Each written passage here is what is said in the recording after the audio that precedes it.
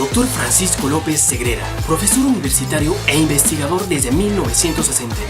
Ha sido profesor invitado de las universidades Oxford, Stanford, Riverside, City College of New York, Salamanca, UNAM, Puebla, Tecnológico de Monterrey, Federal de Río de Janeiro, entre otras. En el 2002 fue nombrado miembro del Foro UNESCO de Educación Superior y asesor académico de la Red JUNI, de la cual es actualmente consultor. Desde el 2004 es profesor titular adjunto de la Cátedra UNESCO de Dirección Universitaria de la UPC, Barcelona. Es autor de 24 libros y editor o coautor de otras 12 publicaciones en 7 idiomas. Con ustedes, el Dr. Francisco López Segrera, en su conferencia Prospectiva de la Educación Superior 2030. Buenas tardes, agradecemos al doctor Francisco López Segrera, quien acaba de dar una conferencia, Perspectivas de la Educación Superior 2030. Doctor, con su vasta experiencia, sabemos que ha recorrido el mundo, ha hecho grandes aportaciones a través de su literatura, de sus libros. Mi pregunta sería, ¿qué necesita la universidad actualmente para que esté vinculada con una realidad social? Bueno, yo pienso que la universidad lo primero que necesita son mayores dosis de equidad. Es decir, que sectores sociales que no pueden acceder a la universidad porque ni siquiera completan la secundaria puedan llegar a la universidad. Claro, hablar de universidad en sentido general es algo difícil. Yo pienso que pudiéramos hablar más de qué necesita la universidad latinoamericana y también la universidad mexicana. Considero que México es paradigmático en universidades de calidad, porque tiene universidades de las que he sido profesor, como la UNAM, como la Universidad de Guadalajara. Constantemente estoy en diálogo con ese excelente rector, Tonatiuh Padilla, y también de la Universidad de Puebla. O sea, tienen ustedes aquí muchas universidades. ¿Cómo hacer que esas universidades respondan a lo que necesita el país? Es un tema también de voluntad política y de puesta al día de las universidades. Yo veo en los rectores mexicanos mucha preocupación en eso. Aquí hay organizaciones con una enorme experiencia, como es la ANUYES. Ahora bien, creo que para que esa universidad pueda estar a la altura de las llamadas universidades de clase mundial, hace falta fortalecer mucho el posgrado en nuestras universidades. Nosotros creamos en UNESCO un programa llamado Cátedras UNESCO, en que dábamos unos fondos para que las universidades invitasen a los profesores más destacados en una determinada especialidad. Y es algo que yo creo que le haría bien a la universidad latinoamericana, a la universidad mexicana. Aquí hay un joven en la UNAM que nosotros invitamos a UNI a trabajar en el informe, Imanol Ordorica. Imanol Ordorica ha desarrollado la tesis de que nosotros lo que tenemos es que fortalecer nuestras universidades de investigación, nuestras universidades públicas o privadas de investigación, y no querer imitar a las llamadas World Class Universities, porque nuestras universidades están concebidas para resolver los problemas del entorno. Si México tiene petróleo, bueno, graduar buenos ingenieros en petróleo. Si México tiene que desarrollar determinadas áreas en la agricultura importantes, como en esta misma zona que estamos en Mazatlán. ¿Mazatlán de qué vive? Turismo y agricultura. Bueno, pues vamos a entonces, si tenemos una universidad en Mazatlán, a que tenga una licenciatura, un máster y un doctorado en turismo para que aporte aquí a la ciudad. Y vamos a desarrollar unas buenas ingenierías agronómicas. O sea que nuestras universidades tienen que vincularse cada vez más al entorno. Y en lo que respecta al estado del arte, yo no digo rechazar la World Class, sino ver qué programas de estudios hay allí, qué se hace allí. Por ejemplo, en el caso de Cuba, una experiencia interesante. Mi mujer, que es ingeniera industrial, estudió por los libros de MIT. En Cuba se tomaron los libros de MIT, se tradujeron, y nuestros ingenieros de la ciudad universitaria, José Antonio Echeverría, estudiaron por MIT. claro, con mucha práctica en las necesidades del país. Vincular esa teoría que está en el estado del arte, que es lo más desarrollado, con lo que necesita el país. En medicina se hizo lo mismo. Se tradujeron los textos de la Johns Hopkins. Pero el médico cubano, muy vinculado al hospital, a la práctica de la medicina. Por eso usted ve que hoy en día los médicos cubanos son demandados en el mundo entero, y bueno, también hay un % de médicos que emigran y encuentran excelentes trabajos en cualquier país que van, por la buena formación que se les dio en Cuba, siguiendo este principio de utilizar los mejores textos, de invitar.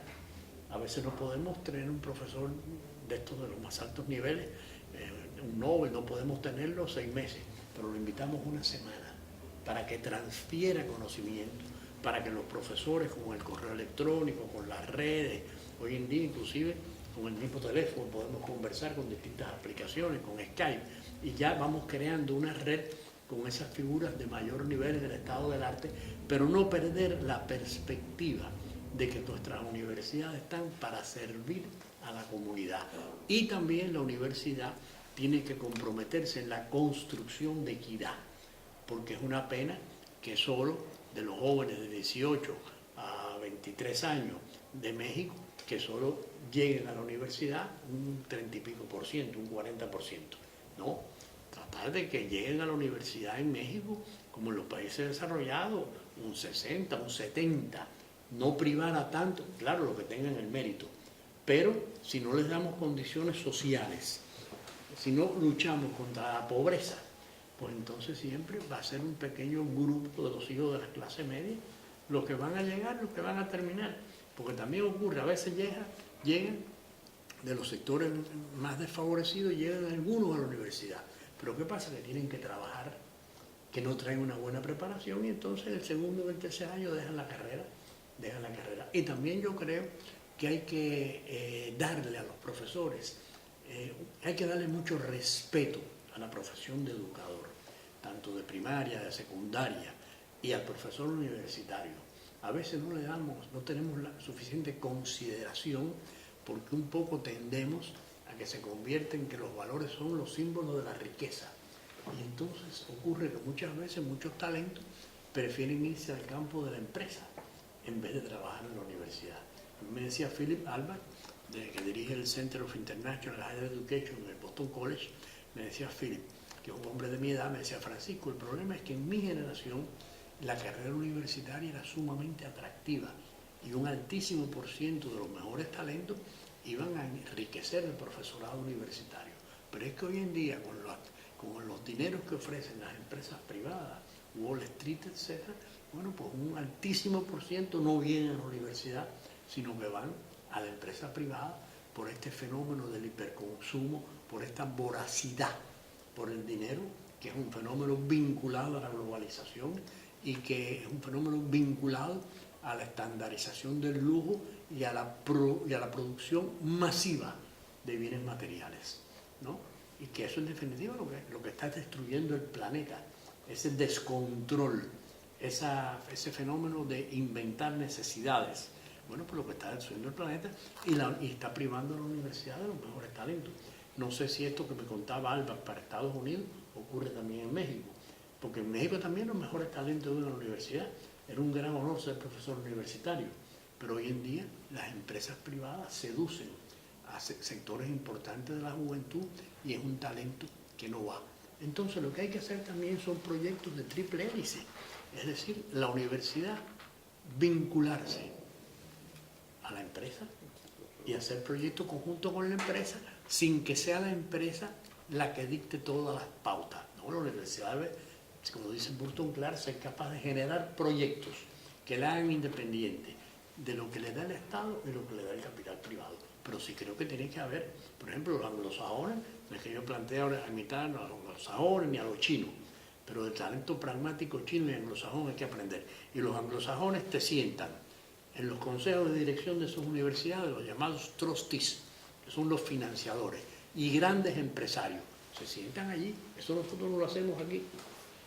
Es importante lo que nos comenta, doctor, y hemos vivido experiencias aquí en México precisamente con generaciones de universitarios que son graduados, obtienen su título de licenciaturas y al momento de aplicar los conocimientos que adquieren en la universidad prácticamente son nulos. Y le platico una experiencia. Sonora es un estado agrícola, ganadero, al igual que Sinaloa. Sin embargo, la Universidad de Sonora graduaba a muchos ingenieros agrónomos. Interesante. Pero los ingenieros agrónomos no encontraban trabajo. Una situación rara que se presentaba. Actualmente México tiene uno de los problemas fuertes. La gran mayoría de las universidades están graduando grandes cantidades de licenciados en Derecho, grandes cantidades de licenciados en Psicología, que la gran mayoría de esos licenciados se encuentran desempleados. ¿Qué podemos hacer nosotros como sociedad? ¿Qué podemos hacer nosotros como maestros? ¿Qué podemos hacer como universidad para conectar, vincular la licenciatura con una realidad social? Yo pienso que en eso, sin hablar de la planificación centralizada socialista, que es algo que sabemos que no funciona adecuadamente ni mucho menos, yo pienso que en eso habría que hacer lo siguiente. Tendría que sentarse la universidad con el Estado y con el empresariado y tratar de hacer una proyección racional. ¿Cuáles son las profesiones que México necesita en los próximos 20 años? Yo, como les conté, hice un ejercicio para la Universidad Nacional de Colombia, un poco dirigida a esta previsión al año 2034. Entonces, eso solamente tiene que haber, en primer lugar, una voluntad política de la Secretaría de Educación Pública y del gobierno a más alto nivel, porque no solamente la Secretaría de Educación Pública, y que se siente entonces esa Secretaría con ANUYES, por ejemplo, con el gran empresariado mexicano. Aquí, por ejemplo, ustedes tienen un hombre que es uno de los más ricos del mundo, Carlos Slim, pedirle ayuda a estos señores, pedirle una ayuda a estos grandes empresarios y tratar, eso no es muy difícil, se puede hacer una proyección bastante exacta de qué profesiones van a necesitar, como lo hacen los alemanes, de qué profesiones va a necesitar México en los próximos 20 años. Y entonces en las universidades, tal vez en las privadas eso no sea muy fácil hacerlo, porque las privadas tienen otro objetivo, pero por lo menos en la universidad pública y también concientizar a la privada de cuáles son las profesiones que van a tener. Bien, doctor. Ahorita uno de los aspectos muy relevantes a nivel internacional es la universidad virtual. En perspectiva, usted, ¿cuántos años le da a la universidad física, vamos a decir, con infraestructura, con maestros físicos, con investigadores, para que siga viviendo y la educación realmente se convierta en una cibereducación? Esa es una pregunta bastante difícil. Ya Drucker dijo que en los principios de los 90 que la universidad como tal desaparecería, pero bueno, eso no ha ocurrido. Yo pienso en realidad que aunque todas estas tecnologías nos amenazan a nosotros, los profesores, y amenazan a la universidad, porque yo muchas veces me pregunto, bueno, ¿hasta cuándo yo voy a seguir siendo útil? Yo hago una encuesta, no en conferencias magistrales como esta, pero en mis cursos yo hago una encuesta para que los alumnos me evalúen. Y bueno, hasta ahora afortunadamente recibo bastante buena evaluación. Siempre hay, bueno, me hacen alguna crítica, alguna sugerencia, pero el día que ya yo vea que me evalúan mal los alumnos, yo le digo, no pongan el nombre, bueno, ya veré. Yo pienso que lo que va a haber modificaciones sustanciales por la manera en que la virtualización afecta el conocimiento. Pero, y sin duda, la educación presencial es bastante cara. La educación virtual no siempre es tan barata, porque también tiene sus complejidades, pero bueno, si tú eliminas el tema de edificios, etc., es verdad que es un costo enorme. Yo pienso que por muchos años todavía van a coexistir ambas formas. Van a coexistir ambas formas Tal vez los profesores universitarios, yo de hecho lo veo, por ejemplo, yo en los doctorados que hice, mis profesores eran de pizarrón y tiza. De pizarrón y tiza, no había estas tecnologías. Sin embargo, yo he visto después, y yo imitaba como profesor, yo imitaba a esos grandes profesores que yo tuve en los doctorados, etc. Pero entonces yo por esas encuestas me di cuenta que los alumnos te pedían más participación. Entonces yo hoy en día he cambiado radicalmente mi manera de dar clase. Yo en las maestrías, doctorados que doy clase, yo llevo una pequeña biblioteca, llevo los PowerPoint, llevo videos, y yo el primer día son grupos de entre 20 y 50 alumnos. Ya 50 es demasiado, pero a veces me tocan esos grupos. Yo lo primero que hago es nombrar 2 profesores ayudantes el primer día. Uno que sea muy bueno en las nuevas tecnologías, por si se traba algún equipo, y otro para que disemine toda la información que yo llevo.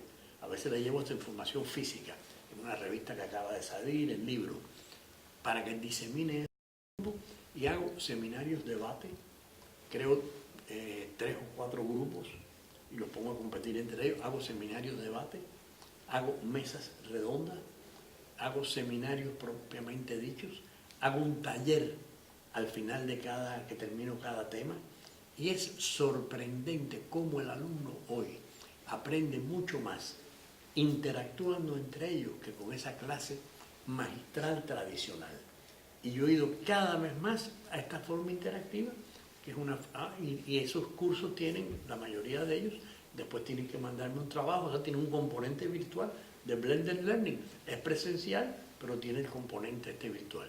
Y yo pienso que la educación irá también un poco en esa dirección, en la dirección de la escuela al revés, de este proyecto, de este indio, ¿no? de la llamada de las flip schools, las escuelas al revés, en que lo que cambiará el peso de la clase magistral.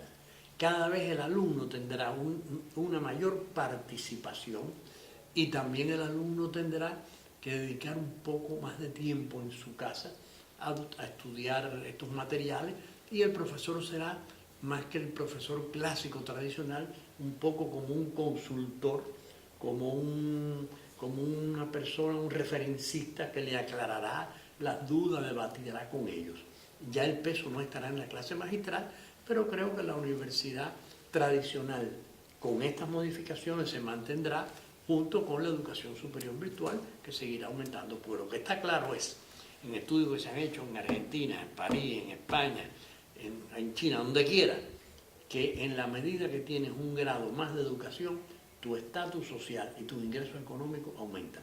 Inclusive, aunque estés trabajando en una profesión que no fue la que estudiaste, pero el que tiene una licenciatura gana más que el que no la tiene. El que tiene un máster gana más que el que tiene una licenciatura. Ya el doctorado es más bien, propiamente dicho, vaya para que se va a dedicar a la investigación, etc. Pero lo que está claro es que el que tiene un título universitario, eso le da una posición social y unos ingresos mucho mayores. Por eso hay esa masificación, por eso hay ese afán de estudiar en la universidad. Pues le agradecemos, doctor, nuestra entrevista, muy amena. Podríamos seguir platicando, pero bueno. Muchas gracias, Bernardo. Para mí es un honor estar aquí en el sistema de educación Valladolid, que es un sistema sin duda de excelencia. Y bueno, le agradezco mucho a usted por esta participación en esta entrevista conjunta. Muchísimas gracias nuevamente.